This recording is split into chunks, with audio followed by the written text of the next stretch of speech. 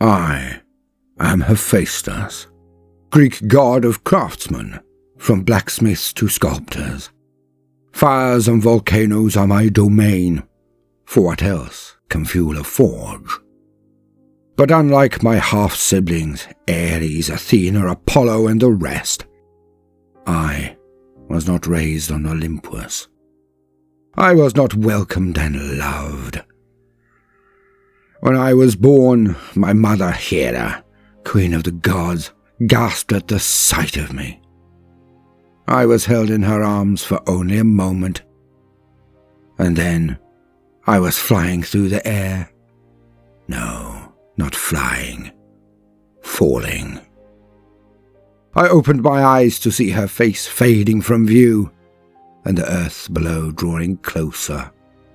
I began my fall in the dead of night, and through the day I fell, and in the sunset I finally landed. First, my legs made impact with jagged rocks above the water. As I screamed, I was swept under it, into the depths of the ocean. But I did not need to breathe as mortals do. I may be ugly, but I am still a god. As I sank further into the waters, I felt arms encircling my body. Soft words of comfort came from the woman that soothed me, a Nereid.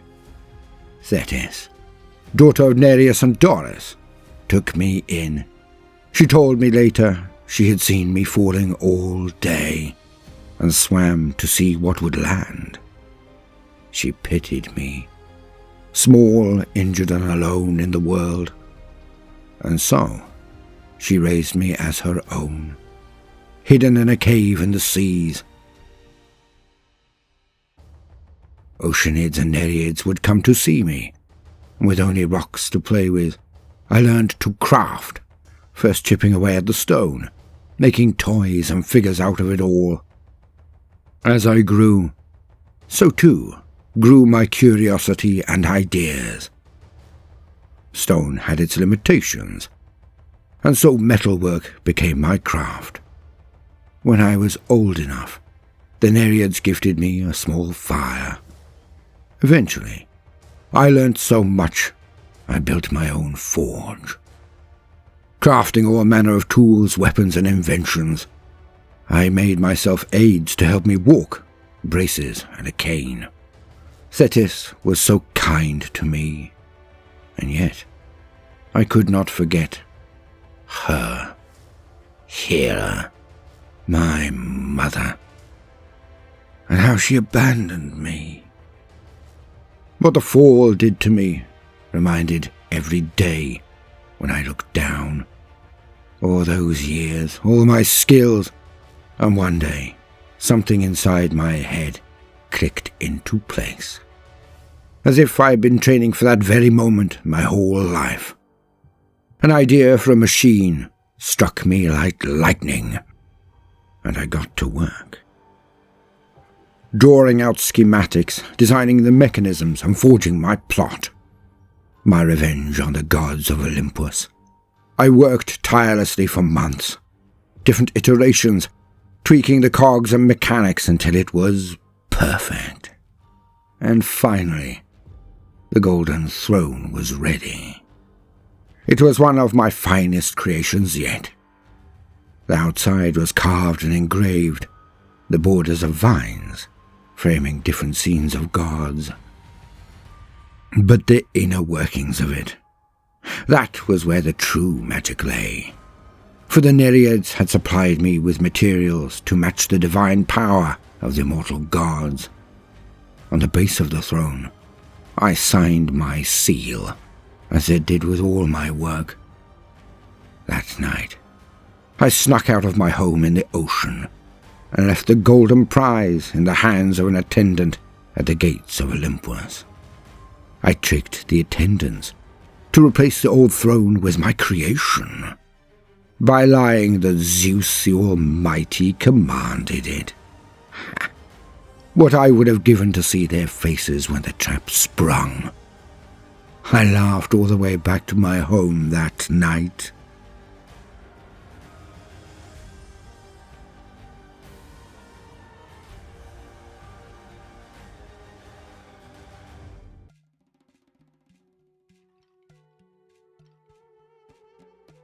Yes, I, Hera, queen of the gods, did throw my own son away. It was a moment of anger, and I regretted it. But I admit, I did not think of the babe much. For I was so wrapped up in Zeus that as soon as he fell into the cloud line, out of sight, he ceased to exist to me. I focused on all the strife in front of me instead. And so, I simply forgot of Hephaestus. I did not think of him at all until the day the throne arrived. It was a bright dawn when I wandered into the throne room on Olympus. Zeus had been called away from the mountain by other gods, but the rest of court were gathered already. A low chatter sounded as they admired the new structure in the room. A beautiful golden throne sat right in the place of my old one. A nymph announced the new gift was sent by my beloved husband, obviously missing me. My heart sang as I circled the magnificent piece. Vines engraved so detailed, they looked as if real vine had been submerged in molten gold and fixed to it. And different scenes of gods and goddesses of the court were depicted on each side. The births of Athena, Ares, Hebe and Ilithyia, my marriage to Zeus, and the back panel held the triumph of we Olympians over the Titans. Delighted, I sat down, placed my arms on each rest and held my head high. A worthy throne for a queen such as I. But then, the seat lowered slightly as I had activated a panel. Mechanical cogs and whirring pieces all fired at once. The whole room gasped with horror as the golden vines began to move. They clamped over my limbs with crashes of metal on metal. But more sound clattered out of the inside of the machine. Clicks of locking mechanisms, and then a glowing light burst out of the base. The light flooded over me and dissipated, and I was completely paralyzed. I tried to transform, to escape using any of my godly power, but the shackles were not just physical. The burst of light was some form of binding for divine essence too. I was utterly immobilized. My children rushed to me first, and the court began to panic. Attendants were sent to send word to Zeus, as Ares slashed at the throne with his sword, and I looked at my wrists, barely able to move my head as a vine squeezed my throat. Athena scanned the throne, and Hebe fetched water. But I saw etchings, different than the rest. On the inside of the arms of the throne, a mountain scene was depicted on each. The image on one side had a woman and a baby, and the other had the baby falling and the woman walking away. And then I remembered him. Hephaestus. Athena said the name as I thought it, for she spotted the seal on the base of the throne, glowing faintly. I hung my head in shame, but the vine forced me to see the eyes of the room fall on me. But Ares spoke first. He proclaimed to all he would find the monster that had trapped me and kill him for his crimes. I tried to protest, but he charged from the room. Athena and Aphrodite planned to help aid the search for the mysterious craftsman.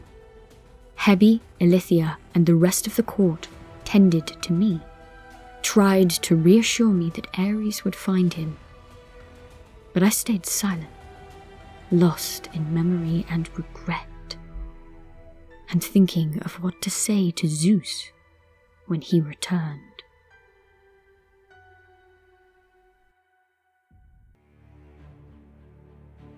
At noon on the day of my revenge they came, just as I knew they would. First, Ares. He came roaring into the forge. I hammered away at armor in need of repair, and did not even look up. He then pushed a rack of armor to clatter on the floor, drew his sword and charged up to me, screaming in my face, threatening to kill me where I stood and take me to his mother to release her. His mother? Ha! And they sent him of all people, Ares, the golden sun. The fool, he did not take it kindly when I pointed out the obvious. If he killed me, she would not be released, for how can you take a dead man to do such a task? He stepped back, confused and frustrated. He lashed out at the opposite wall, all rage and fury and bluster. I laughed and pulled a lever to my left. Fire erupted, and great bursts of coloured lights filled the room. Ares slashed at the pyrotechnics as he ran. I laughed at the sight. Next came Athena, calm and wise, trying to bargain with me. But she did not know that she could never sway me with words. Though the mighty daughter of Zeus be beautiful, I hammered away and she grew tired and left. Last came she, Aphrodite, born the day of the castration of Uranus. The nymphs and nereids of my life could not prepare me for her divine beauty. But even with her eyes and sweet poetic words, I would not break. Hera deserved it, and she had only suffered a morning, while I had suffered all my life.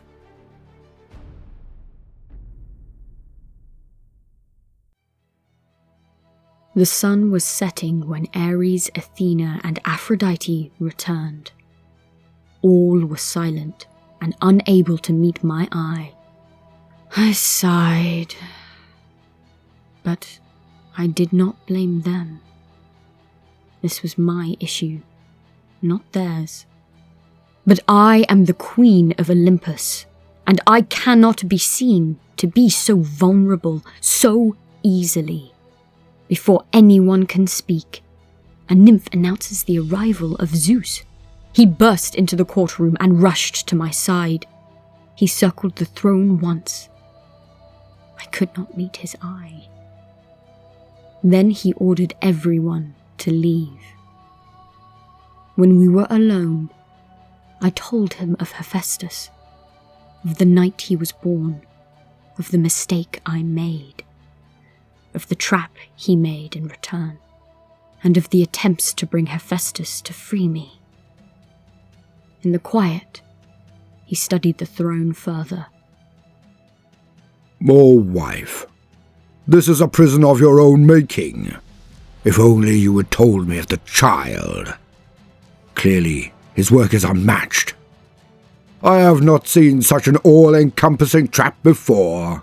I did not find him funny, and so we argued. I asked him to free me, for his power was beyond us all, and I had hoped it would destroy the trappings easily. But he said, I cannot, my love, for this is your child after all, your creation and your responsibility, not a matter of my involvement.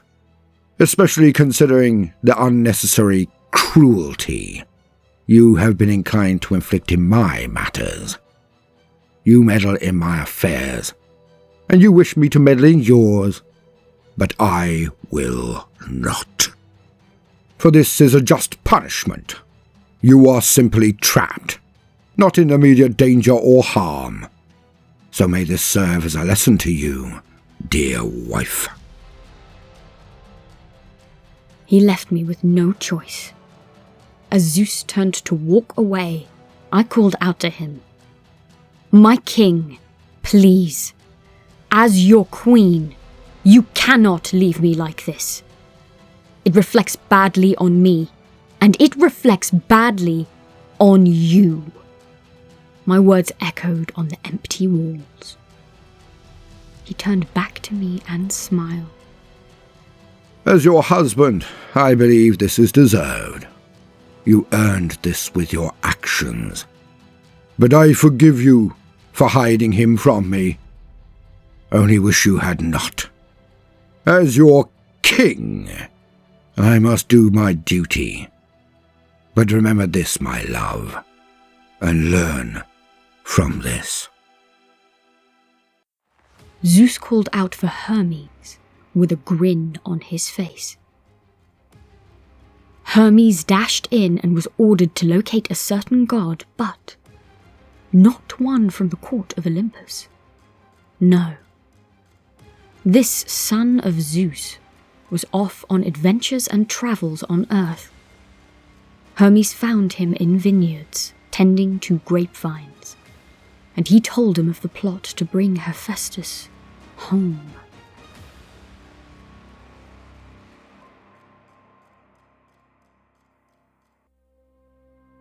When the footsteps of another entered my workshop that evening, I refused to look up. I had expected another god begging me to save their precious queen. But he complimented my work, the throne, my trap, all of it. Even remarking on the piece in the room.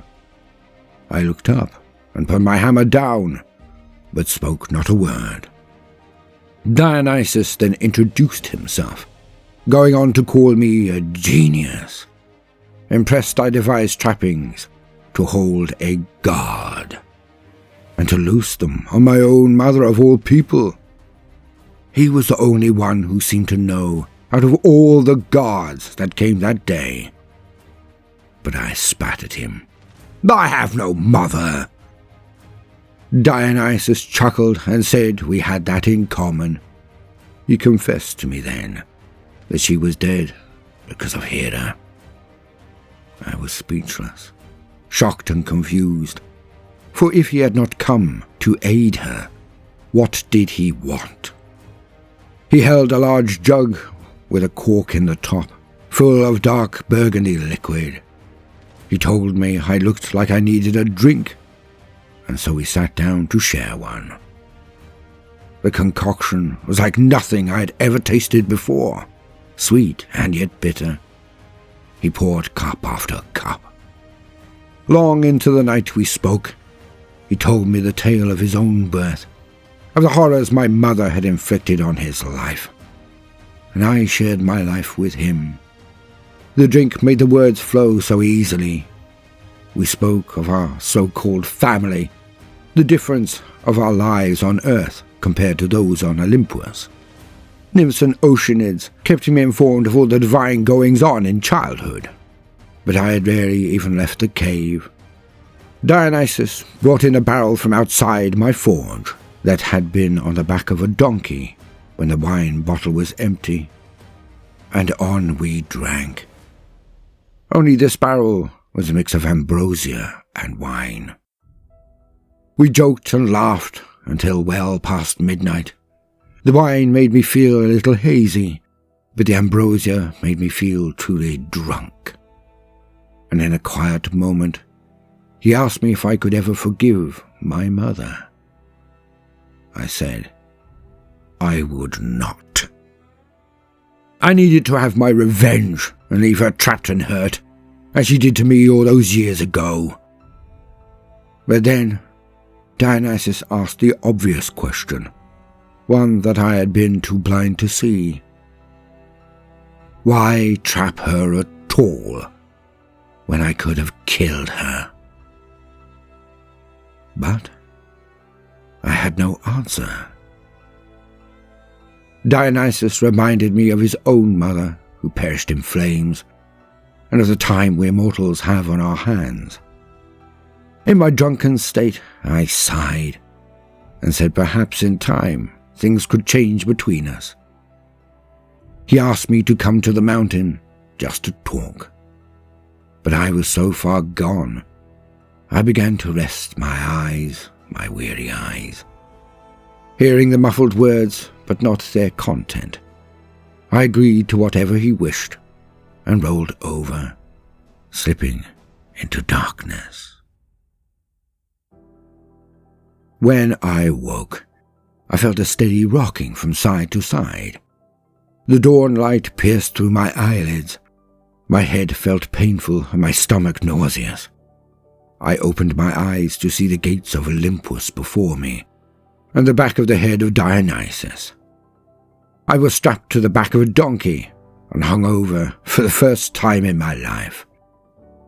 I demanded Dionysus release me, for I never agreed to this. Oh, but I had, he reminded me.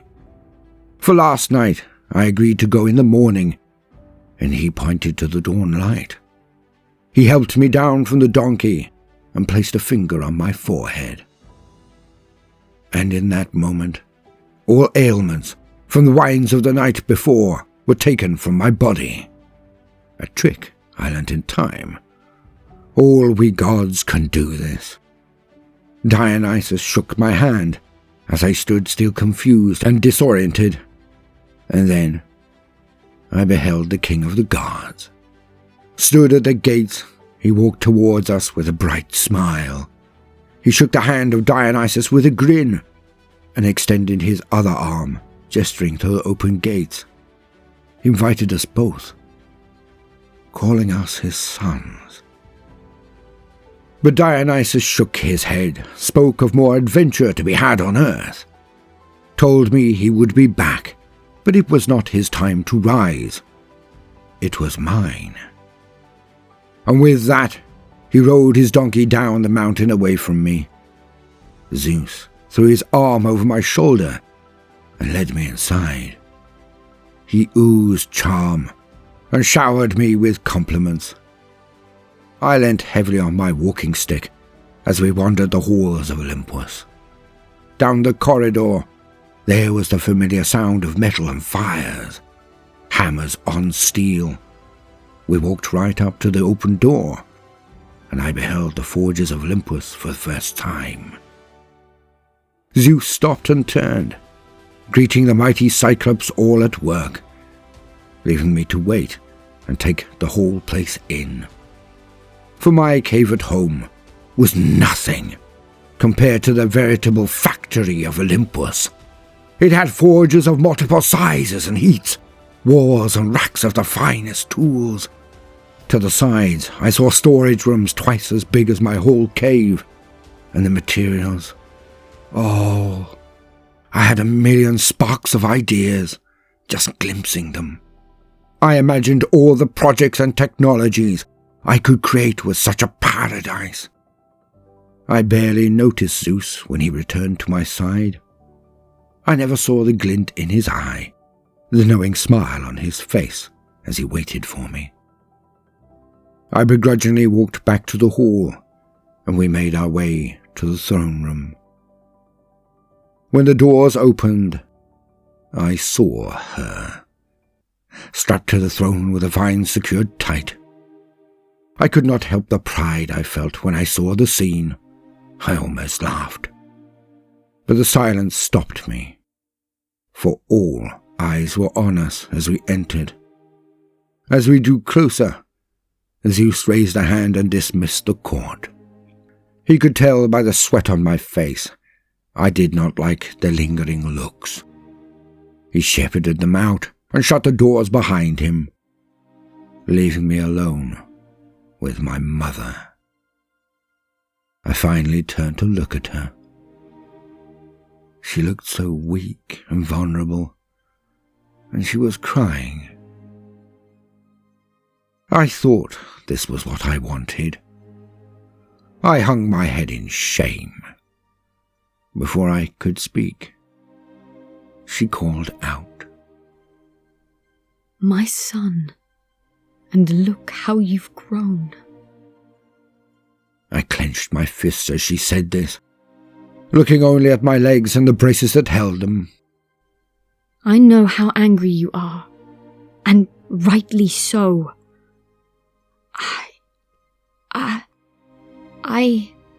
I have nothing better to say than I am sorry.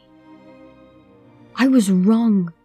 I should never have abandoned you.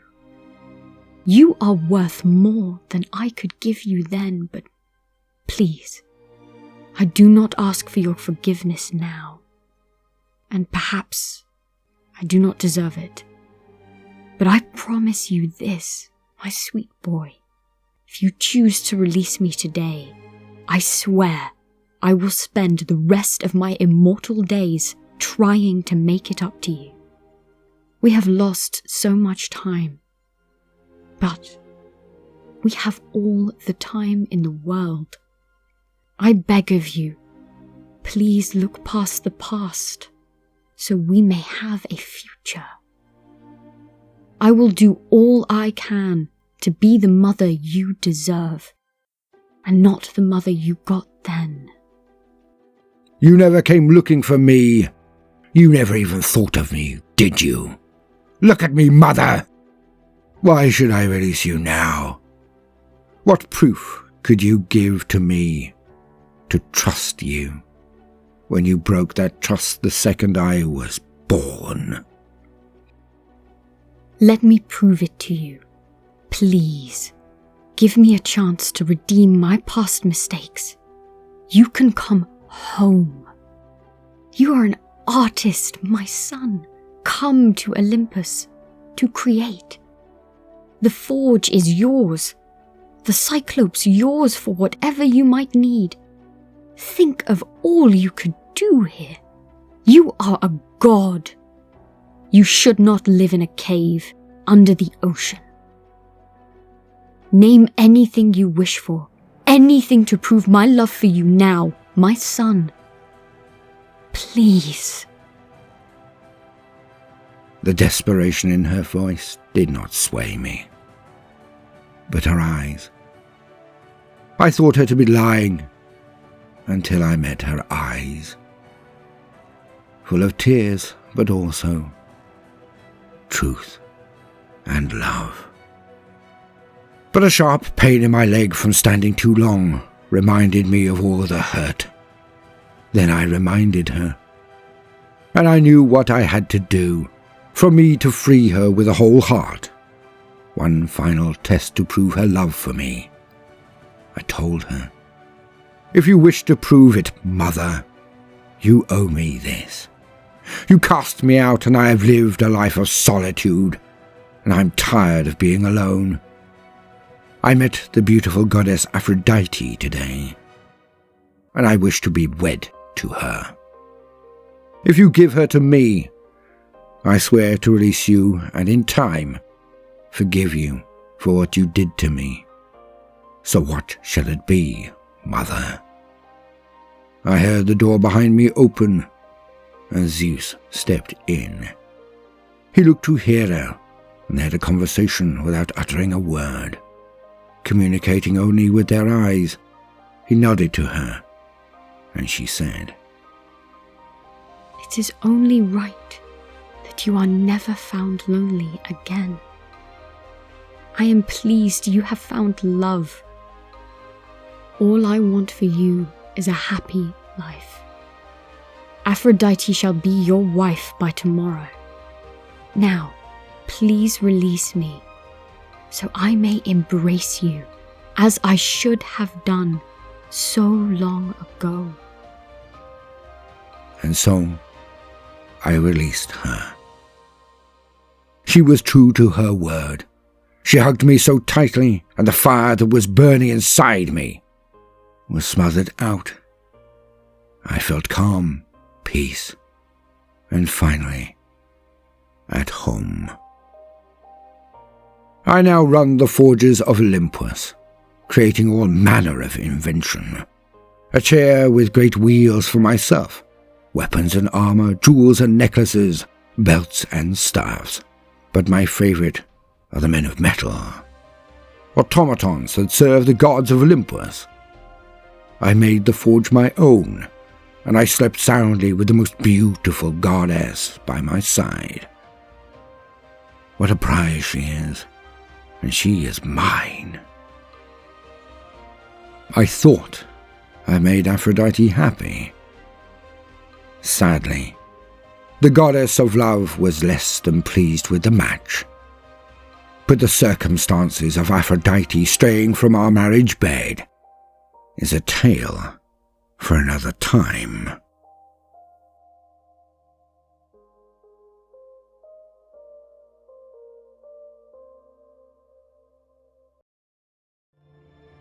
Living Mythology is our attempt to bring the stories of our ancestors back to life. They explained their universe through the medium of their religions. Their gods were not distant beings of academic study. They were living, breathing entities that reflected the wants, needs, good and evil in the very heart of humanity.